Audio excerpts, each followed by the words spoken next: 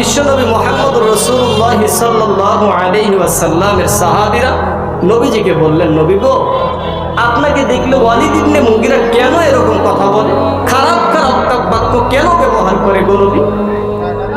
নবীজি বলতেছেন, ওয়ালিদ ইবনে মুগীরা আমার ব্যাপারে কটু বাক্য ব্যবহার করবে, এইটাই স্বাভাবিক। তার মানে কি সাহাবীরা কি খুশি হয়ে গেল উত্তরটা শোনার পরে? আরে ওয়ালিদ ইবনে মুগীরা নবীজিকে গালমন্দ করে, এই গালমন্দ নবীজিকে বলা হলো, আবার নবীজি বলতেছেন ওয়ালিদ ইবনে মুগীরা আমাকে গালমন্দ করবে, এইটাই স্বাভাবিক। সাহাবীরা বুঝতে পারলেন না। সাহাবীরা নবীজিকে বলতেছেন, নবী গো, কারণ কি ওয়ালিদ ইবনে মুগীরা আপনাকে গালমন্দ করবে, স্বাভাবিক কারণটা কি? নবীজি বলতেছেন কারণ আছে। সাহাবীরা তো নাসরবান্দা, যে কোনো একটা প্রশ্ন উঠলে সাহাবীরা তার উত্তর চায়। এইবার নবীজিকে বলতেছেন, ওগো নবী, কারণটা কি? আল্লাহর পয়গম্বর বলতেছেন, ওর জন্মের ভেতরে পিতৃ পরিচয়ের ভেতরে সমস্যা আছে। কি আছে?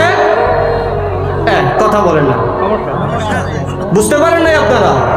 পিতৃ পরিচয়ের ভেতরে কি আছে? সমস্যা আছে। যেটা শুদ্ধ ভাষা বললাম, অশুদ্ধ ভাষা শোনেন, জারজ সন্তান। কি সন্তান? জারজ সন্তান। সাহাবীদের মুখে মুখে কথাটা রটে গেল, ওয়ালিদ ইবনে মুগীরার কানের ভেতরে ঢুকে গেল। ওয়ালিদ ইবনে মুগীরা তো টেনশনে পড়ে গেছে, কি আব্দুল্লাহর ছেলে মুহাম্মদ তো মিথ্যা কথা বলবে না, চিন্তায় পড়ে গেছে। আশ্চর্য ব্যাপার, দৌড়ে চলে গেছে মায়ের কাছে। মা, একটা প্রশ্ন নিয়ে আসছে। বল, কি প্রশ্ন? বলে, আমি জানতে চাই আমার বাবাকে। বলে, এতদিন তো জানতে চাও নাই, এতদিন তো এই প্রশ্ন করো নাই। বলে, আজকে করার কারণ আছে। বলে, কি কারণ? কয়, আব্দুল্লাহর ছেলে মুহাম্মদ বলেছে আমার পিতৃ পরিচয়ের ভিতরে সমস্যা আছে। চুপ থাকার পরে বলতেছে, আব্দুল্লাহর ছেলে মুহাম্মদ যেইটা বলেছে এইটাই সঠিক।